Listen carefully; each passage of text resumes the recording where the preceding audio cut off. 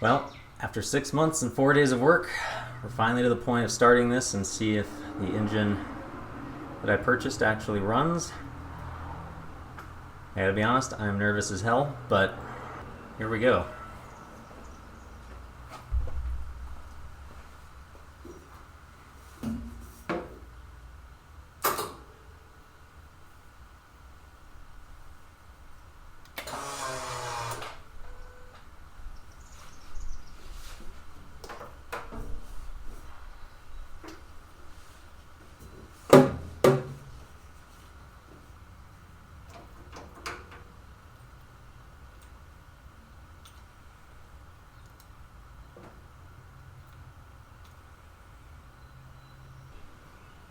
I think it's something with the clutch safety switch. So I have a Gen 1 Coyote, and reading the instructions more closely, it wants a bottom of travel switch normally open.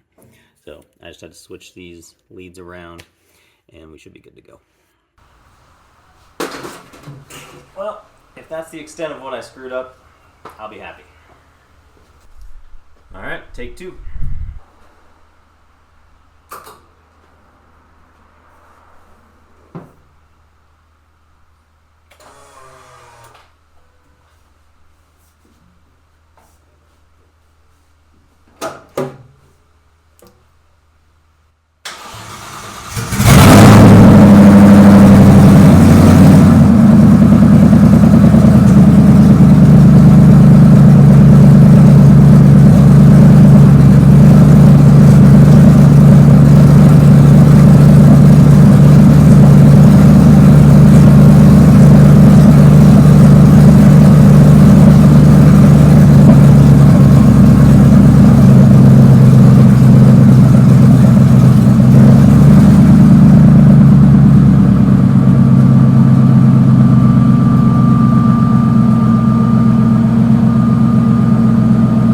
Good day, everyone.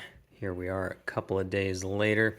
As you could hear in the video, the car wasn't running that great. And the reason for that is it wasn't getting adequate fuel pressure. And the reason for that is that I had a very small leak at this connection. And so I took this end off. Seemed like the inside of the threads were a little bit galled. I mean, the threads all look fine on this. So I just ordered a new fitting for this end. As soon as my McMaster car shows up here in a couple hours, we'll throw this on and try again. The only other problem that I noticed was up here, and I had a very, very slow coolant leak from this connection, so I tightened this up and it was a little loose. Went ahead and tightened up all the other ones while I was at it. So in a couple hours, we'll fire this up again and see if it sounds better. So, I could not find a replacement one of these to save my life. I ordered a couple things that ended up being incorrect, and I found a place that sells something that looks identical to this, but I cannot find any place online that actually has them in stock. As you could tell from the video, I had already run the hard lines, and then Factory 5 shipped me these lines for the Coyote install. So went ahead, pulled out the 5/16 line that I had run, the hard one, put this in, and I have no fuel pressure. I've got like 5 psi. It's not the gauge, it's not the sending unit, because I switched to a mechanical, and I'm getting the same thing. I took this apart once. It looks to me like it might, like where this connector is right here, looks to me like there could be a clog there. So we're going to take this apart, see what's going on. Well, I'm hoping you can see that. There's definitely a blockage there. Okay, I was actually able to clean this out without taking that connection apart. One pretty giant piece of rubber, and then a smaller one. Now these were attached to the side, so they weren't just like in there, they were actually attached. But that passageway is now clear. All right, let's see if a few key cycles will get us some pressure.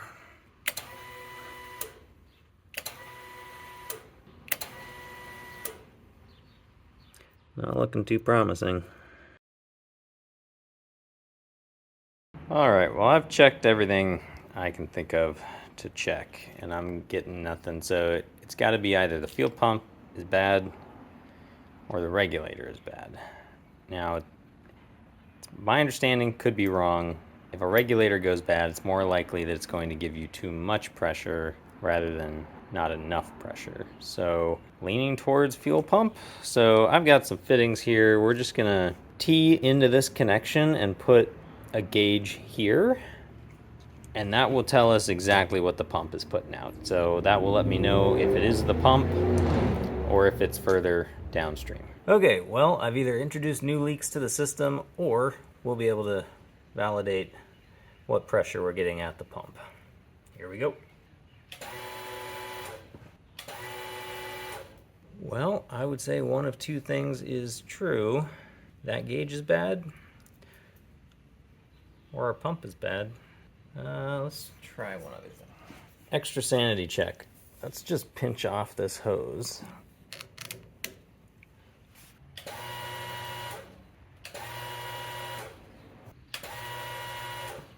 Well, I'm no mechanic, but that seems like a bad pump to me.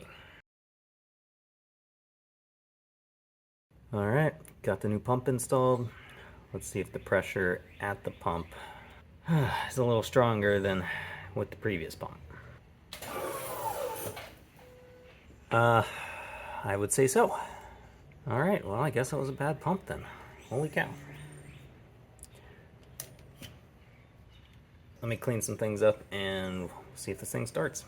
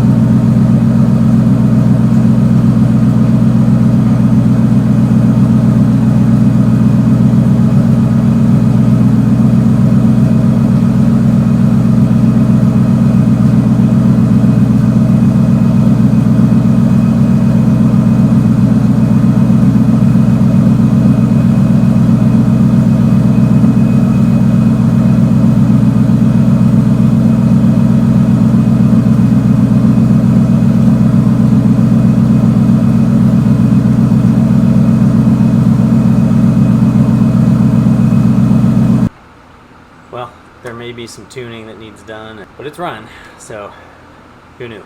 Bad fuel pump from the factory, so I'm just glad it's running. Thanks for joining me, everyone. Till next time, farewell.